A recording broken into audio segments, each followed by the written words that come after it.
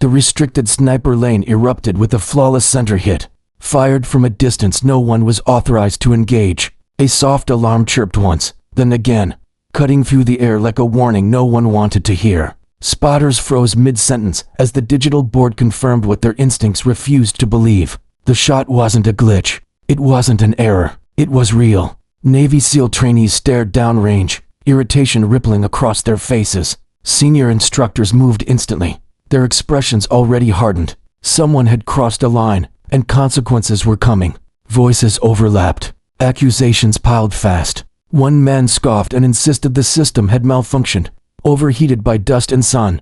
Another sneered that support personnel had no business anywhere near live-fire lanes and should leave real shooting to real operators. That was when a quiet female armory technician stepped forward. The rifle rested naturally in her hands, balanced as if it belonged there. She didn't hurry. She didn't offer excuses. There was no defiance in her expression, only calm control. The mockery sharpened instead of fading. Boots scraped against concrete as bodies shifted for a better angle. Radios crackled with clipped, uncertain chatter. Phones lifted just enough to record without drawing attention. The range seemed to hold its breath, suspended between judgment and something no one was prepared to name yet.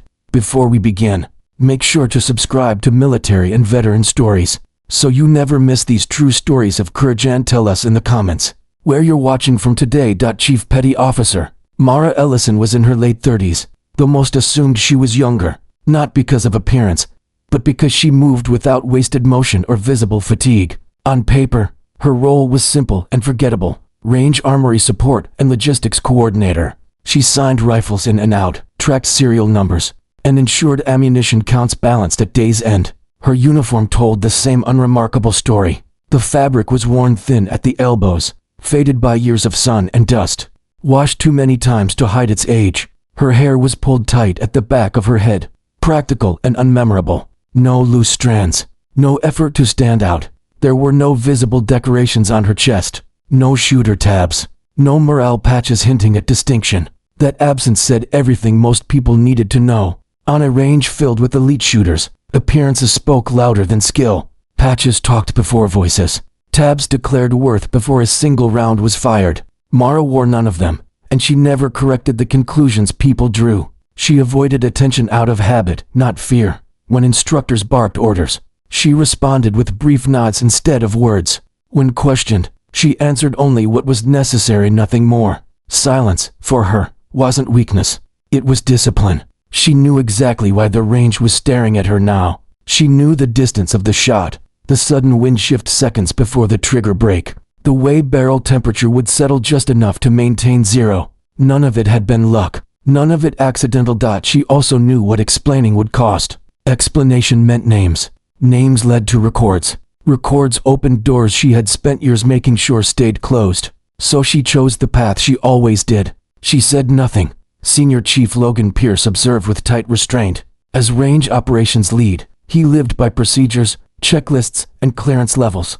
Emotion had no place in his decisions, and uncertainty irritated him. To Pierce, Mara Ellison was an unplanned variable, and that alone made her a problem. Chief Instructor Tyler Rook Harland was the opposite. Loud, dominant, and proud of it. Tall, broad-shouldered, permanently scowling.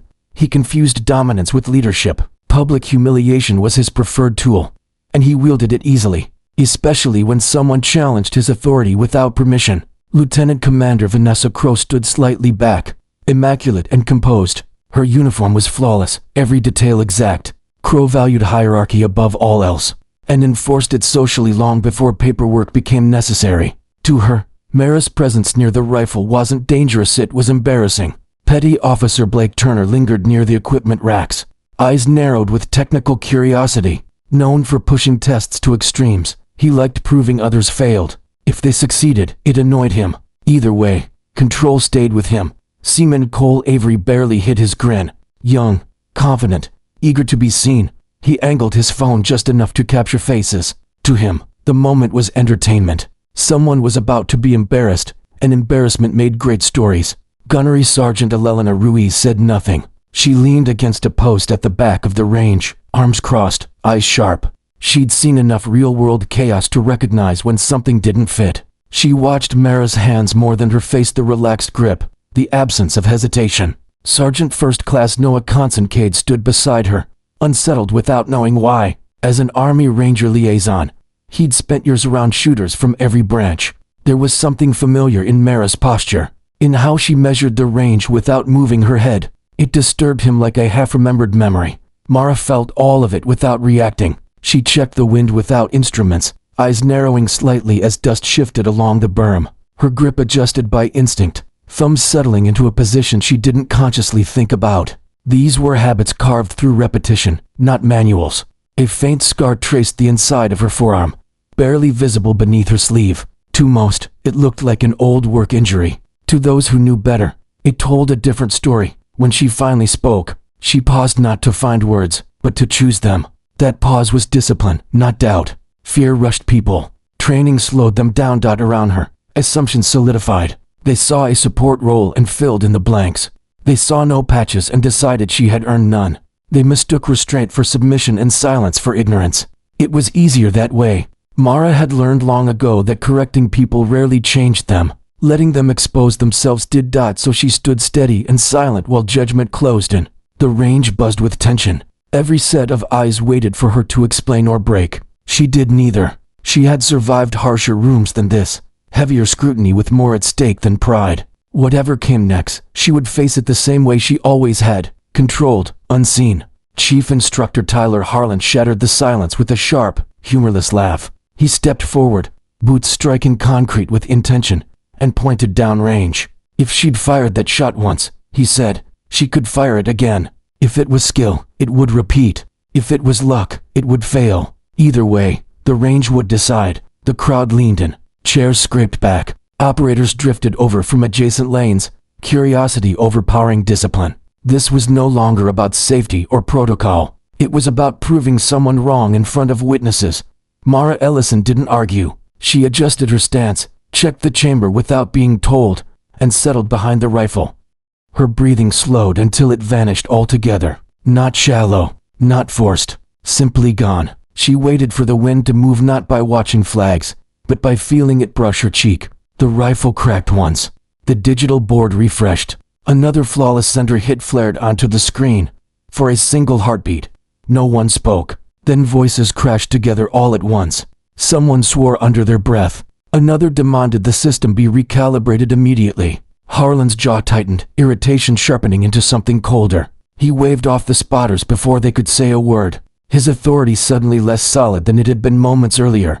Petty Officer Blake Turner stepped forward next, eyes alight with challenge. Static targets meant nothing, he said. Real shooters adapted. Real pressure moved. He ordered the automated system activated. Steel silhouettes slid into motion across the far berm, shifting unpredictably, never holding the same pattern twice. This time there was no laughter, only anticipation. Mara adjusted her position slightly, not for comfort, but for correctness. She tracked the first target without urgency, fired once, and transitioned smoothly. The second fell, then the third. Her rhythm never changed. No wasted rounds, no dramatic speed, just measured precision, clean and final, one by one. The targets dropped. A few operators exchanged looks, their expressions tightening. The confidence that had filled the range minutes earlier drained away, replaced by something unsettled. This wasn't showmanship. This wasn't a trick. It was competence stripped of flair. Someone behind the line muttered that it wasn't normal. The earlier laughter never returned. Lieutenant Commander Vanessa Crow stepped closer, her voice calm, polished as she shifted the challenge. Marksmanship was one thing, she said. Understanding was another. She gestured toward the large tactical board mounted near the range office, and asked Mara to explain the shot wind, elevation, terrain, all of it. Mara rose slowly and approached the board. She took the marker without hesitation. She didn't begin with the target. She began with the land, from memory. She drew the ridge line, not pretty, but exact in placement. She marked the low valley where air pooled in the afternoon, the subtle rise where heat bent trajectories just enough to matter. She traced wind corridors with steady strokes, explaining how the breeze shifted twice before it ever reached the firing lane.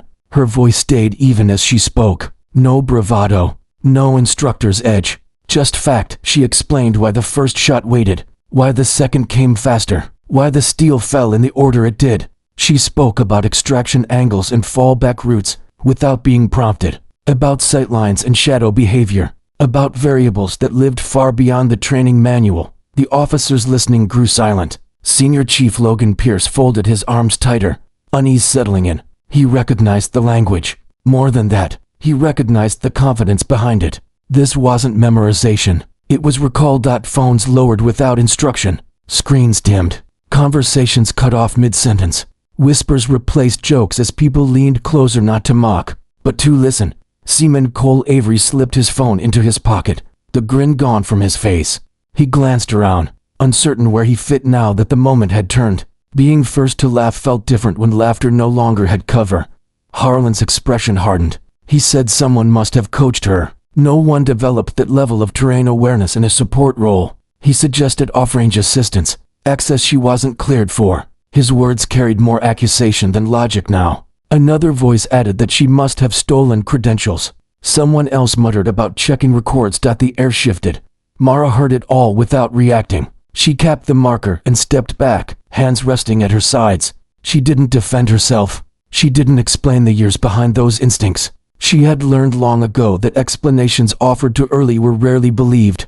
Gunnery Sergeant Elena Ruiz watched the officers instead of Mara. She saw shoulders tighten, eyes slide away. This wasn't about a shot anymore. It was about a system beginning to realize it might be wrong. Sergeant First Class Noah Kincaid felt recognition harden into certainty. He'd seen this before, not the person, but the posture. The way someone stood when they'd already survived harsher judgment than this. The accusations grew louder, edged with frustration. Mockery had failed. Skill had unsettled them. So suspicion stepped in to fill the gap. Mara remained still, absorbing it without flinch or defense. What would you have done in that moment? Spoken up to clear your name or stayed silent, trusting the truth to surface on its own? The range quieted second by second. Even the wind seemed to hesitate. Radios crackled once, then fell silent. No one wanted to be the next voice that got it wrong. Harlan finally stepped back, not in defeat, but in recalculation. Crow's expression tightened, her authority challenged not by defiance, but by evidence. Pierce glanced toward the office, already thinking about files and clearance levels. Mara stood at the center of it all, not elevated, not shielded, simply present.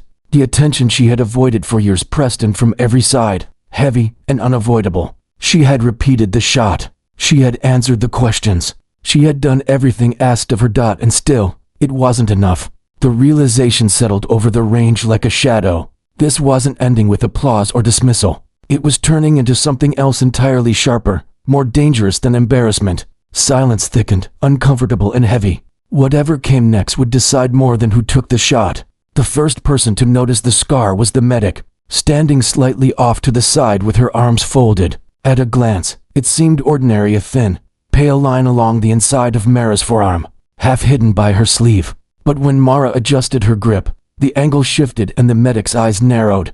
That scar wasn't from a training mishap. It wasn't the uneven mark left by careless handling or range equipment. It was clean, deliberate, the kind left by something sharp and violent. Treated quickly under pressure. The medic said nothing. She didn't need to. The way she looked at Mara changed, curiosity giving way to something closer to respect. Others were watching Mara's hands now. Not the targets, not the scores. The way she handled the rifle between moments. She didn't cradle it like borrowed equipment. She moved with it as if it were part of her balance, an extension of muscle memory. Her grip was wrong for her job. Anyone in armory support knew the expected posture, the safety habits, the distance rules.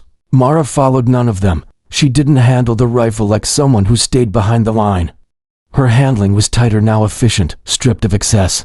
Built for environments where mistakes didn't lead to corrections, only consequences. A soft gust rolled across the range, subtle enough that most never noticed it. Before the flags reacted, before spotters adjusted their calls, Mara lifted her head and stated calmly that the wind was about to shift from the left. She didn't raise her voice. She didn't frame it as a warning. It was simply a fact. 3 seconds later, the flags followed. That drew attention. A safety officer opened his mouth to call a halt when Mara spoke again, quietly correcting the firing lane angle before the words were fully formed in his mind. The officer froze. He checked his panel. Then he nodded, realizing she was right. Mara didn't smile. She didn't scan the crowd to see who noticed. She stepped back into stillness as if predicting the environment were as natural as breathing. Senior Chief Logan Pierce felt the shift immediately, and he didn't like it.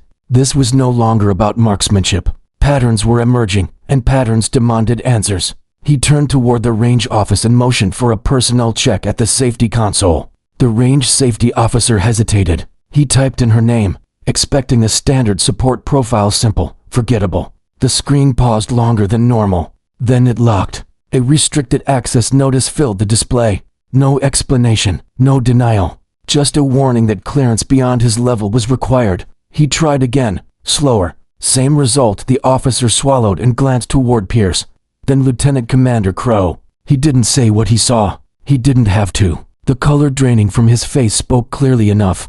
Gunnery Sergeant Elena Ruiz had been watching the console from the start. She noticed the officer's hands still, the shift from confidence to caution. Her eyes flicked to Mara, then back to the officers now quietly reassessing everything they thought they knew. Ruiz stayed silent. This wasn't her moment. It was a moment to see who paid attention and who doubled down. Sergeant First Class Noah Kincaid felt his stomach tighten. The restricted file confirmed what his instincts had been whispering. Since Mara first stepped forward, he had known shooters like this before. Men and women who carried their history inward, who moved as if survival were a habit they could never turn off. He remembered a mission years earlier where the quietest person in the room had been the most dangerous one. He remembered learning their rank only after it was too late to ask. Mara stood at the center of it all, unchanged. She noticed the glances, the lowered voices, the way authority figures stopped joking. She felt eyes drift to her scar, her hands, the way she tracked wind without instruments. Still, no one spoke her rank. No unit was named. No suspicion confirmed aloud. That silence was deliberate. It stretched the moment, forced everyone to sit with uncertainty. Let imagination fill the gaps, and imagination often carried more weight than fact. The range felt different now. Not hostile, not mocking, cautious. The kind of caution that came when people realized they might be standing too close to something they didn't fully understand. Mara kept her gaze forward. She didn't volunteer information. She didn't correct the conclusions forming behind her. She had learned long ago that truth mattered more when it arrived on its own, around her. The mystery thickened. The scar, the instincts, the restricted file. None proved anything alone. Together, they formed a shape no one wanted to name. And so the question remained unspoken, hanging in the air like a held breath. Whatever Mara Ellison was, she was not what they had assumed. The range knew that now. It just didn't know why. Lieutenant Commander Vanessa Crow's patience finally snapped, not in anger,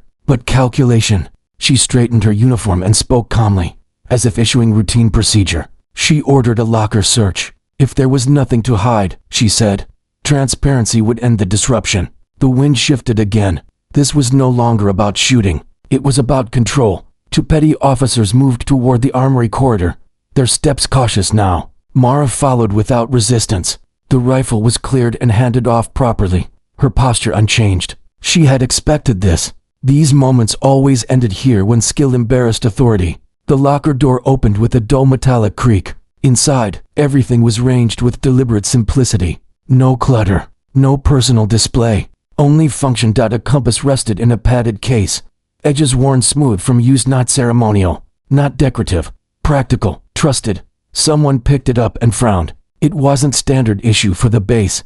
Beneath it lay a compact sidearm, modified in ways that immediately caught Blake Turner's attention. The grip angle altered, non-standard sights, trigger pull lighter than regulations allowed on training grounds. This wasn't built for competition or comfort. It was built for speed under stress. At the bottom of the locker sat an old challenge coin, dulled by years of handling. No inscription visible at first glance. Just wait. The room went quiet. Crow stepped closer, irritation leaking into her voice. She demanded to know where the weapon came from, who authorized the modifications, why an armory support technician possessed equipment she couldn't account for. Mara answered only what was required. She said the items were logged. She said they were hers. Nothing more. That restraint enraged Crow more than defiance ever could. Crow closed the distance, her voice lowering, sharper now. She said this was no longer optional. She demanded an explanation. Now. When Mara stayed silent, Crow reached out and grabbed the front of her uniform, fingers curling into the fabric below the collar. The movement was fast, emotional, a mistake. Mara reacted before anyone processed what they were seeing. Her body turned. weight shifting as her hand trapped Crow's wrist and rotated it just enough to break the grip, without damaging the arm. It was close quarters response, precise, controlled, and over almost instantly. Crow stumbled back, more shocked than injured. Mara released immediately. Both hands came up, palms open, stepping back to create space. No dominance, no escalation, just control and distance. The collar of her uniform tore in the motion. For a fraction of a second, no one noticed what it revealed. Then someone did, just below the fabric line. Faded but unmistakable, a tattoo curved along her collarbone. Not decorative, not new. A sniper cell marking, worn thin by time and sun. Only part of the call sign remained visible. The letters were incomplete, broken by age, but unmistakable to anyone who knew what they were seeing. The air left the room. Sound didn't fade. It vanished. Conversation stopped mid-breath. Radios went dead. Boots froze halfway through a step. The confidence that had filled Crow's posture moments earlier collapsed into disbelief. Her authority hadn't simply been challenged. It had been revealed as misplaced. Senior Chief Pierce stared at the tattoo. The procedural certainty he lived by unraveling in real time. Blake Turner swallowed hard, every technical objection dying in his throat. Seaman Avery stood motionless, the bravado he'd carried earlier erased by the realization that he had been recording the wrong person. Gunnery Sergeant Ruiz closed her eyes briefly, not in shock, but recognition. She had seen markings like that before, carried by people who never spoke about them. Sergeant First Class Kincaid felt the tightness in his chest snap into clarity. The familiarity he hadn't been able to name finally took shape. This wasn't coincidence. This was history, standing in front of them, quietly asking to be acknowledged. Crow stepped back, her face pale. She opened her mouth to speak, then closed it again. Whatever authority she thought she held over this situation no longer applied.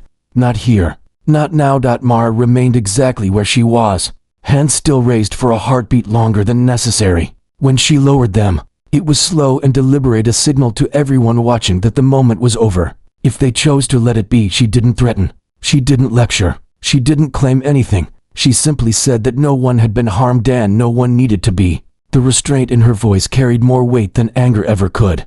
It reminded the room that escalation had been possible, and that she had chosen not to take it. That choice echoed louder than the shot that had started everything. Crow adjusted her uniform, eyes fixed anywhere but Mara. The room waited for authority to reassert itself, but no one moved. No one spoke. They were recalibrating, trying to understand just how badly they had misread what stood in front of them. The challenge coin was still in Crow's hand. She looked down at it as if seeing it for the first time, then placed it carefully back into the locker without comment. Mara retied her collar, covering the tattoo once more. The mark disappeared from view, but its presence didn't. You couldn't unsee it. You couldn't pretend it hadn't been there. The power dynamics had shifted permanently. Where there had been confidence, there was caution. Where there had been judgment, there was uncertainty. Authority no longer advanced. It withdrew, waiting for reinforcement it suddenly knew it needed. Mara stepped back into position near the range, returning to stillness. She hadn't raised her voice. She hadn't broken protocol beyond defending herself. She had de-escalated a physical confrontation with discipline that spoke of long experience. Every assumption made about her was gone now, stripped away by a single controlled movement and a glimpse of truth no one had asked for. The silence that followed wasn't awkward. It was reverent. Everyone in the room understood the same thing at once. They had crossed a line without knowing it existed, and the person they had tried to corner had chosen restraint over humiliation. That choice unsettled them more than any accusation ever could. The range remained frozen, waiting for whatever authority would arrive next to make sense of what they had just witnessed.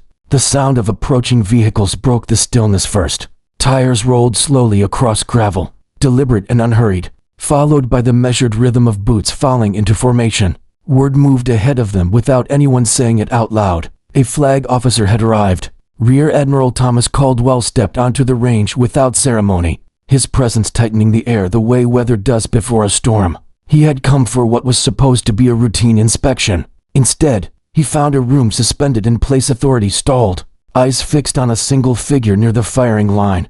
Caldwell took 2 steps forward and stopped, his gaze locked onto Mara Ellison. For a moment, no one understood why. Then realization spread, slow, heavy, unavoidable. Caldwell didn't look confused. He didn't look surprised. He looked certain. He crossed the remaining distance in silence, No one moved to intercept him. No one spoke. The range seemed to shrink around the sound of his boots as he halted directly in front of her. Then he raised his hand and saluted. Not casually, not out of habit. The salute was sharp, precise, and unmistakably deliberate. Mara stiffened on instinct before thought caught up. She returned it cleanly, posture snapping into place with the same discipline that had governed every movement she'd made all morning. Caldwell held the salute a fraction longer than protocol required. When he lowered his hand, he didn't turn to the others. His eyes stayed on her. "Master Chief Ellison," he said quietly. The title landed like weight. He stated her identity without flourish, without explanation, without listing achievements. He identified her as a former special operations sniper, a senior enlisted operator, whose service record was not for public discussion. His tone made it clear this was not information to debate. No one asked questions. No one dared. The Admiral finally turned to face the range. He didn't lecture. He didn't raise his voice. He simply stood there, hands clasped behind his back, letting the implications settle. Faces that once held certainty now carried disbelief. Shoulders squared and authority slumped beneath the realization of what they had witnessed. The hierarchy everyone thought they understood had inverted without warning. Caldwell said nothing else. The silence worked for him, stretching long enough to force reflection, long enough to strip away excuses. Every person present was left alone with their earlier words, their laughter, their assumptions. Mara remained still, eyes forward. She didn't seek the moment. She didn't claim it. She endured it. The Admiral gave a small nod, not approval, but acknowledgement, then stepped back, leaving the space between them charged and unresolved. Only then did the range seem to breathe again. But nothing felt the same. The respect in the air was no longer theoretical. It was anchored long before anyone in that room had known her name. And for the first time since the shot was fired, no one questioned who had taken it. They already knew. Rear Admiral Caldwell turned back toward the instructors, operators, and staff. When he spoke, his voice was calm and measured, the tone of someone who never needed to assert authority, because it already existed. He said Mara Ellison had served in places most people in that room would never see, under conditions that did not allow for mistakes or ego. He did not name operations. He didn't name locations. He didn't need to. He summarized her service the way one summarizes weather after a storm brief, factual, impossible to ignore. He said she had been selected, trained, and trusted as a sniper in a special operations environment where discipline mattered more than confidence and restraint mattered more than recognition. He said she completed her service without seeking attention, and that her choice to work quietly on a range was not a demotion. It was a decision made by someone who had already carried enough weight. No medals were listed. No numbers were recited. The lack of detail made the truth heavier, not lighter. Across the range, heads lowered almost instinctively, not in submission, but in realization. Voices that had been sharp minutes earlier faded into nothing. No one clapped. No one shifted their stance. The silence was total and, for the first time, respectful. Caldwell let it remain. Then he spoke the sentence that changed the shape of the room. Judging people by appearance gets people killed. He didn't raise his voice. He didn't single anyone out. He stated it as fact, the way someone does who has seen the cost firsthand. The words landed harder than any reprimand could have. He said combat didn't reward arrogance. It punished it. That experience often looked unremarkable until it was too late to replace it. He said the most dangerous mistake a unit could make was believing that skill announced itself loudly. No one argued. No one explained. There was nothing left to defend. Chief Instructor Harlan stared at the ground. The dominance he'd worn so easily evaporated. Senior Chief Pierce's procedural certainty fractured into something quieter, more honest. Lieutenant Commander Crow stood rigid, eyes forward, fully aware now that her actions would not disappear into paperwork. Caldwell didn't list consequences out loud. He didn't have to. The meaning lived in the pauses between his sentences. Reassignments would follow. Reviews would open. Conduct would be examined. Authority would be measured against behavior, not rank. Accountability had entered the room and it wasn't leaving quietly. Mara remained exactly where she was, hands resting calmly at her sides. She didn't look relieved. She didn't look vindicated. If anything, she looked tired. The recognition hadn't lifted a burden. It had merely acknowledged one that had always been there. The Admiral glanced at her once more, his expression unreadable, then addressed the range as a whole. He said this moment wouldn't be remembered as an embarrassment, but as a correction. The lesson was simple, even if it was uncomfortable. Respect wasn't earned by being loud. It was owed before you knew better. The weight of that settled slowly. Some swallowed hard. Others shifted, adjusting uniforms that suddenly felt tighter. No one met Mara's eyes directly, not just from shame, but humility. Caldwell stepped back, signaling the end of his remarks. The authority he carried lingered even after he stopped speaking. The range felt stripped of bravado, of noise. Mara finally exhaled a small breath she'd been holding since the locker door opened. She didn't smile. She didn't nod. She stood quietly, letting the moment pass without claiming it. There was no loud climax, no applause, no dramatic gesture, only the understanding that something fundamental had shifted, and that everyone present would carry it long after the range went cold. The respect was real now, and it had come at a cost no one would forget. The range began to empty slowly, not with relief or chatter, but with quiet purpose.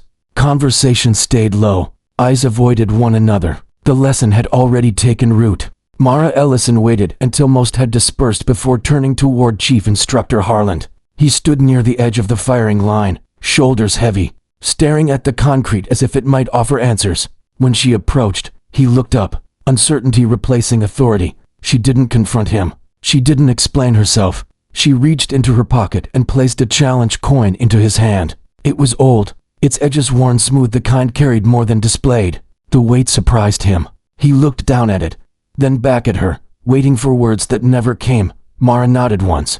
That was all. She turned and walked back toward the armory without waiting for a response. No lecture given, no judgment delivered. The coin said everything she needed it to say. When others tried to thank her, she deflected with quiet efficiency. Praise slid past her the same way mockery had earlier. She logged equipment back into the system, verified counts, and restored the range to order. Duty reclaimed her focus, because duty had always been the point. Recognition was never the reward. Completion was. Strength rarely announces itself. It doesn't wear bright markings or demand space.